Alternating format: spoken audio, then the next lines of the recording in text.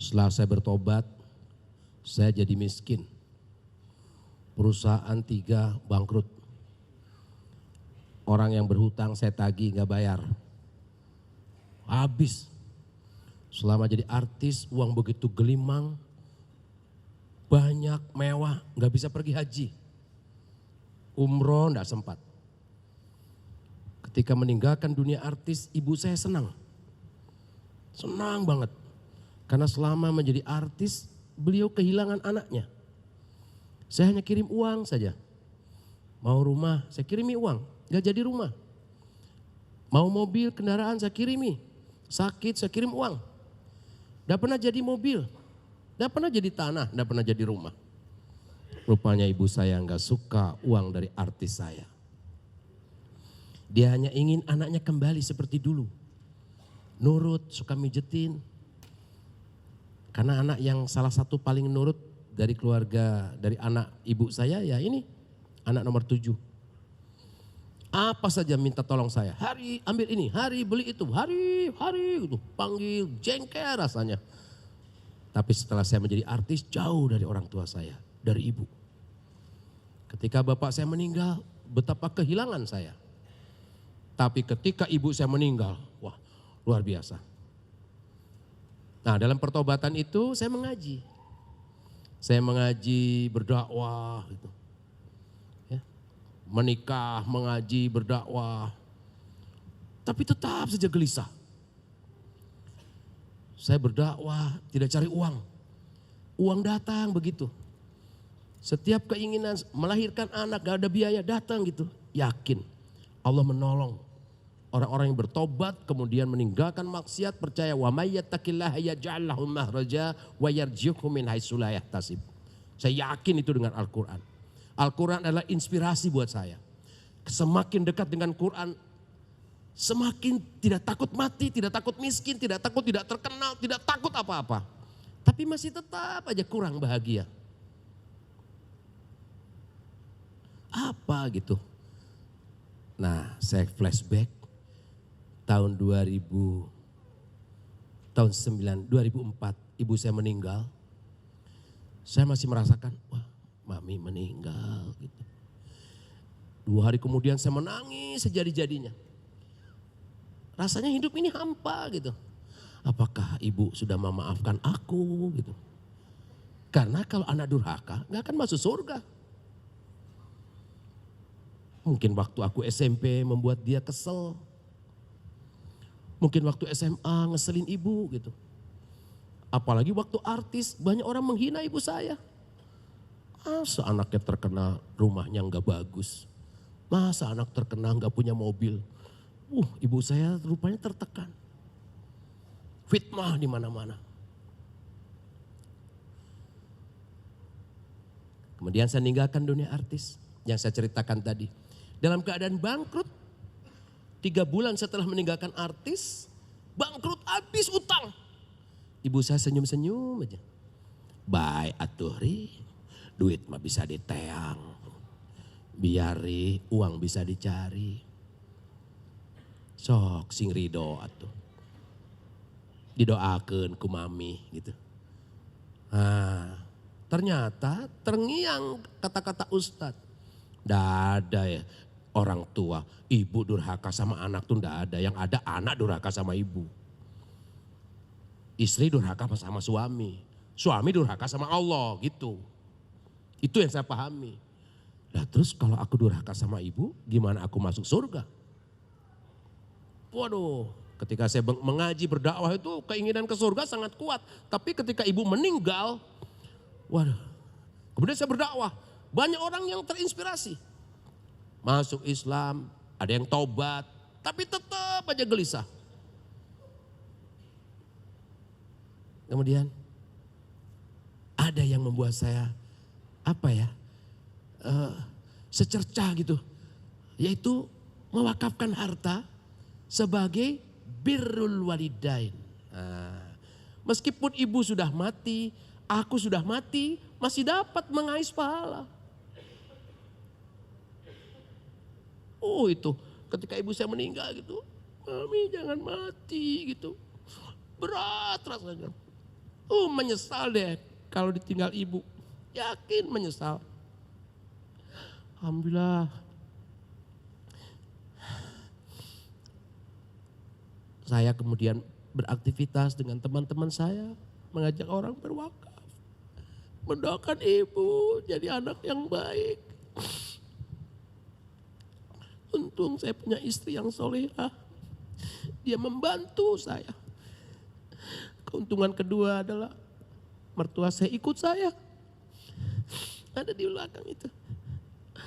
Dia ikut saya. Apapun perbuatan mertua kepada saya anggap itu adalah rahmat. Jangan sampai benci sama ibu, sama mertua. Mertua dan ibu sama.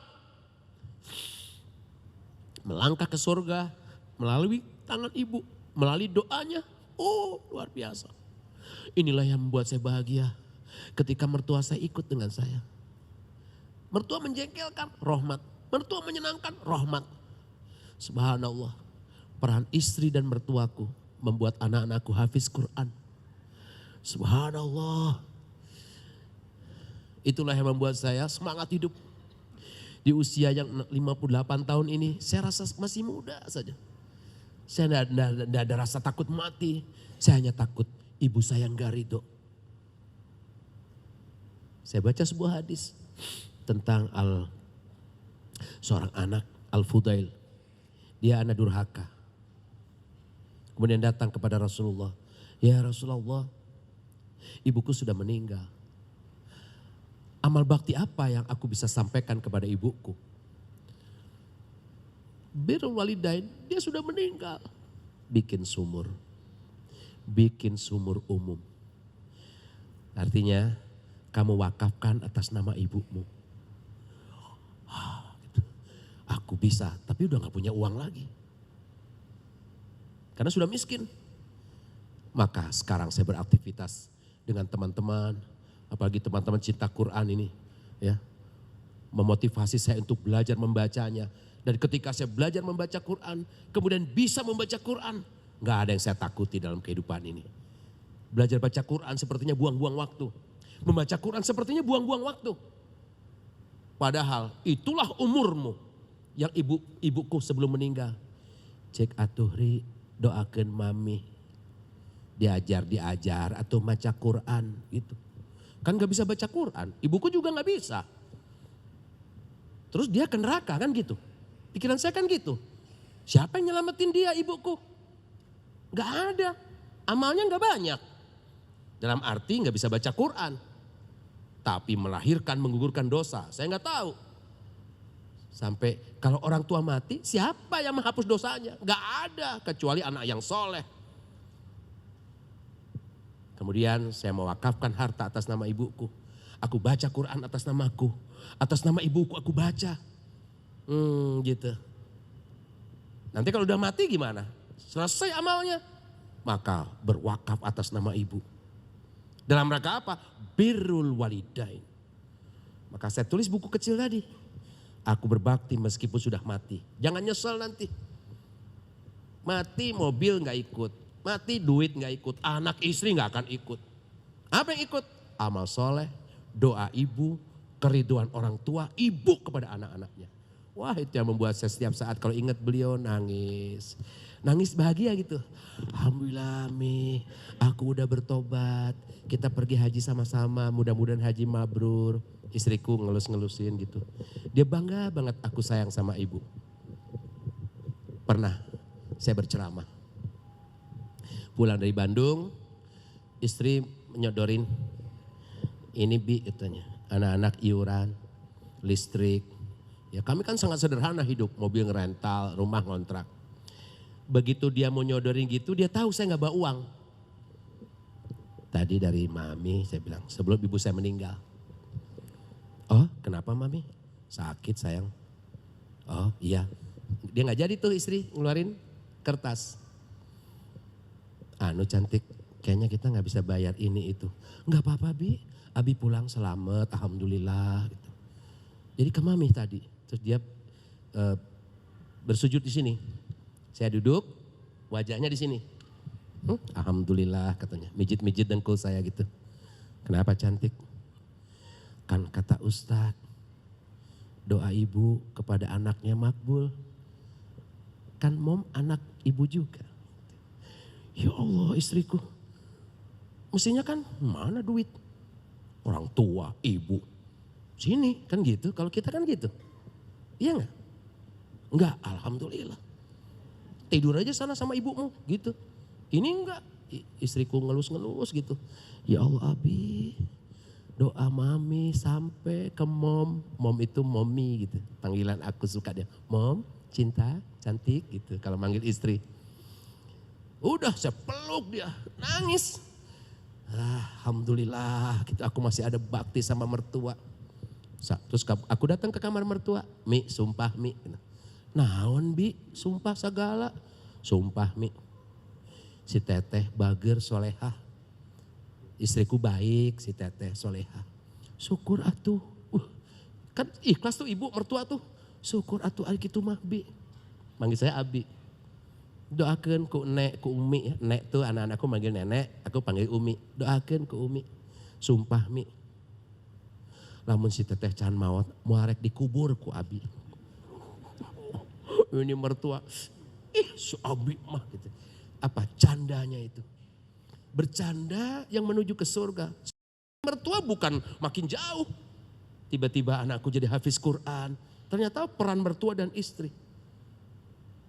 Penyebabnya apa? Pasti gak jauh. Karena aku mendekatkan diri kepada Allah, berbakti sama ibuku meskipun sudah meninggal. Hati-hati sama ibu. Sebelum pergi, kalau ada ibu di rumah, Assalamualaikum, mau kerja nih, cium tangannya kalau perlu. Pulang, Assalamualaikum Mi, Assalamualaikum, Waalaikumsalam, masak apa gitu. Kalau makan, masakannya, makan habisin. Subhanallah. Kalau udah mati, meninggal, rasain. Ah itu, untung saya masih ada. Umi, hai, mana dia? Bukan itu, itu istriku satu, ini mertua baru, ya. Alhamdulillah, Allahu Akbar. Bapak Ibu sekalian, hati-hati. Jalan pintu ke surga, salah satu dan yang paling lurus, cepat sekali. Ridho ibu.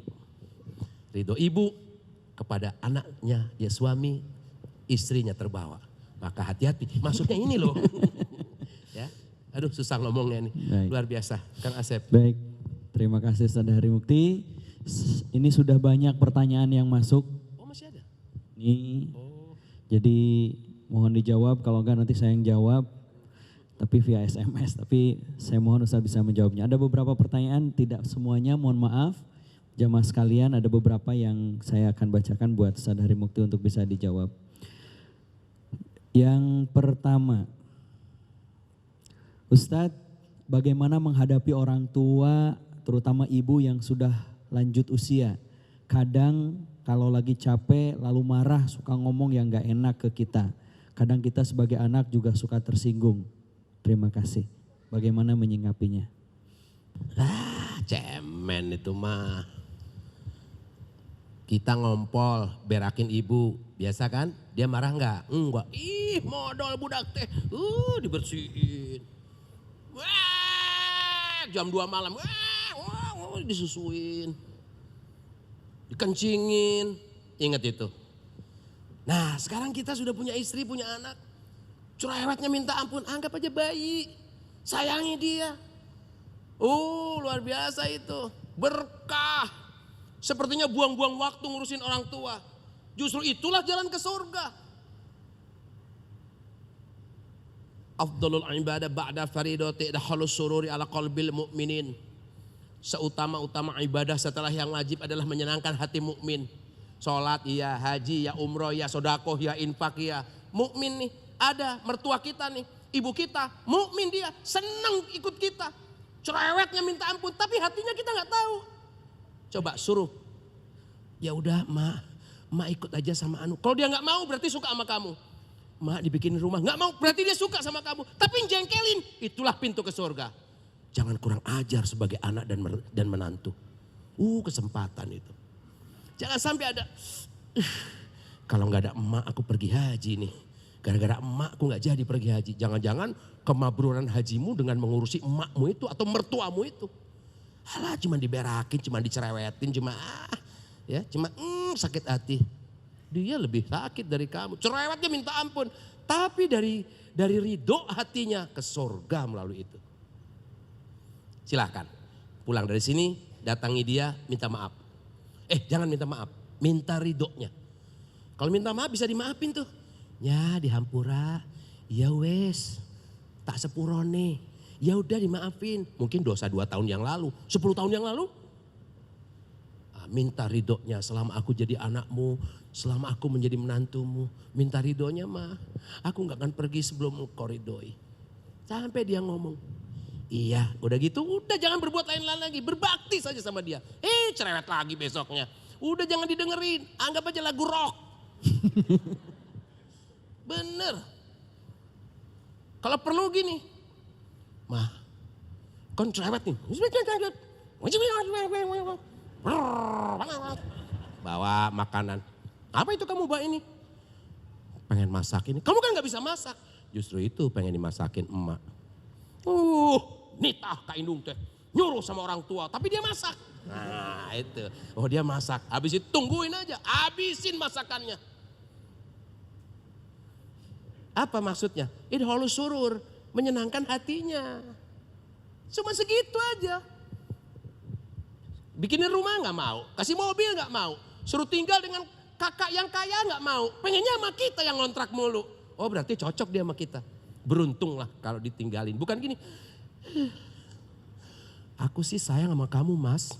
Ibumu tuh loh. Ganti istrinya, ganti. Baik Ustaz. Gak bunyi ya. Ini pertanyaannya sangat banyak Ustaz. Ini ada beberapa pertanyaan yang sangat mirip. Yang pertama, yang kedua berkaitan dengan bagaimana birrul walidain kepada ibu yang sudah meninggal. Oh itu mah gampang. Pertama menyesal ya. Kepada Allah, ya Allah gitu. Aku ini kurang berbakti. Wakafkan hartamu. Setiap habis sholat doakan dia. Allahumma fil. Ya. Wali walidayya warhamhuma kama rabbayani shaghira. Itu. Kemudian berwakaf atas nama ibumu. Udah gak ada lagi jalannya. Ketika kamu mati, ibumu mati, wakaf itu mengalirkan pahala ke ibumu. Kamu dapat apa? Birrul walidain. Apa hukumnya birrul walidain? Wajib. Kalau masih hidup, suaramu jangan lebih keras dari dia. Kalau masih hidup, kamu masak, dia datang. Dia ambil makananmu, alhamdulillah. Bukan, ya mertua gak tahu diri. Bukan, alhamdulillah. Ibu alhamdulillah gitu. Kalau dia ngomong, aku pengen pergi haji. Amin, siap. Padahal gaji gak cukup. Langsung bikin tabungan. Mertua pengen umroh. Gak pengen haji, gak pengen umroh. Dari mana uangnya? Aku dibayarin umroh sama travel. Di sana aku bikin video kecil. Nanti sama Dede Via, sama Haura, kita kesini sama Kakang, sama Umi, sama Enek. 6 orang kan? Udah. Video itu dilihat sama anakku. Abi, Abi, ya Allah berikan rizki untuk aku, Abi, Nek, Umi, Teh Haura, Kakang pergi umroh, amin. Rahau, mana Rahau? Kum, berdiri sayang. Cinta, berdiri nak. Nah itu, baru 3 juz dia. Itu yang berdoa. 2 tahun kemudian, bulan Maret yang lalu, kami pergi umroh berenam. Aku pikir wah nyusahin nih anak-anak. Istriku nyubit, Abi istighfar. Itu doa loh, astagfirullah. Ya Allah, anak-anakku qurrata ayun. Sampai di sana kakiku pecah. Pecah-pecah. Untung beli kursi roda. Maksudku kursi roda untuk rawau yang kecil itu. Kan tangannya patah. Pakai gips gitu.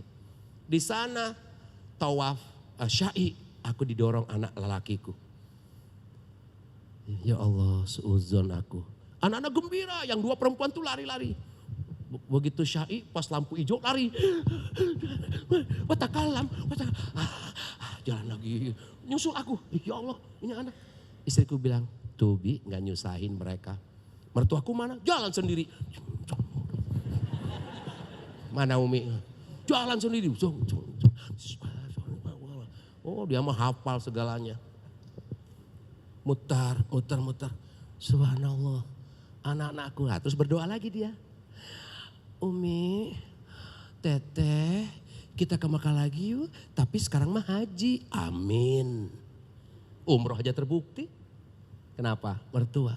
Siapa mertua? Ibu. Hati-hati sama mertua sama ibu. Lagi mau pergi nih, mau golf nih. Halo, anterin. Apa mah? Anterin mama kemana? Beli beras. Gak jadi tuh golf, pergi anter tuh mertua. Goblok. Mau bersenang-senang masalah dunia. Mertua minta. Kalau ada ibu, mertua ibu sama itu. Lakukan itu, barokah. Apa itu barokah? Az-ziyadatul khair, bertambahnya kebaikan dalam pandangan Allah. Itu yang akan mendatangkan sa'adah, bahagia. Baik Ustaz sekalian, jamaah sekalian, tidak akan terputus kita ketika membahas tentang ibu. Seperti apapun kondisi ibu kita, bagaimanapun kondisi beliau, itu adalah nikmat yang Allah curahkan buat kita. Adalah kesempatan yang Allah berikan kepada kita untuk kita bisa merengkuh kebahagiaan surga melalui tangan beliau, melalui diri beliau. Ketika beliau masih ada, jangan sia-siakan karena itu adalah langkah termudah yang Allah berikan kepada kita untuk mendapatkan kebahagiaan dunia dan akhirat. Ketika beliau sudah tiada, tidak perlu merasa kehilangan, tidak perlu merasa kehidupan ini sudah berakhir karena beliau pun meskipun tidak ada, kita tetap bisa berbakti kepada beliau. Sahabat sekalian, Bapak Ibu jamaah rahimakumullah, mudah-mudahan pertemuan ini memberikan inspirasi kepada kita. Saya teringat dengan sebuah kisah tentang seorang sahabat yang diminta oleh ibunya untuk mengambilkan segelas air. Ketika seorang sahabat ini mengambilkan air, ternyata ibunya sudah tertidur kembali. Lalu sahabat ini berdiri di samping sang ibu sampai terbangun ibunya, barulah airnya itu kemudian diberikan kepada sang ibu. Untuk apa? Untuk mendapatkan ridho dari sang ibu. Betapa banyak kita lebih mengutamakan dunia, mengutamakan pekerjaan, pasangan kita, mengutamakan yang lainnya dibandingkan mengutamakan ibu kita yang tercinta. Maka sekali lagi di akhir penghujung ini yang masih hidup, ibu jandanya, mudah-mudahan kita bisa membahagiakan mereka di dunia ini. Yang ibu kita berharap, berkeinginan untuk pergi umroh, mudah-mudahan melalui tangan kita beliau bisa berangkat umroh. Bagi ibu kita yang ingin mendirikan masjid, musola, majelis taklim, mudah-mudahan lewat tangan kita bisa mengabulkan, mewujudkan keinginannya. Bagi ibunda kita yang ingin berangkat haji, mudah-mudahan melalui tangan kita juga kita bisa memberangkatkan beliau umroh dan haji. Bagi ibu kita yang sudah tiada, semoga Allah mengampuni beliau, memberikan tempat terbaik di sisi Allah Subhanahu wa taala, dan mudah-mudahan melalui jalan kita ada aliran pahala yang terus mengalir kepada beliau melalui wakaf, melalui ilmu yang kita tebarkan, melalui amal-amal soleh yang kita lakukan, dan tentunya mulai doa-doa kita yang mudah-mudahan kita menjadi anak-anak yang soleh dan solehah. Mudah-mudahan Allah mentakdirkan kita menjadi anak-anak yang berbakti kepada ibu kita sehingga melalui ibu kita tiga ada di tangan kita. Terima kasih, kita akhiri dengan hamdalah, istighfar dan doa penutup majelis. Alhamdulillahirrabbilalamin, astaghfirullahaladzim, subhanaka Allahumma bihamdika, asyhadu an la ilaha illa anta astaghfiruka wa atubu ilaik.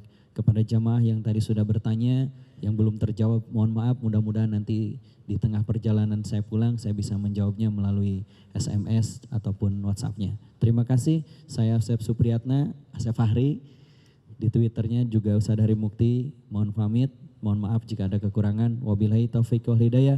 Wassalamualaikum warahmatullahi wabarakatuh.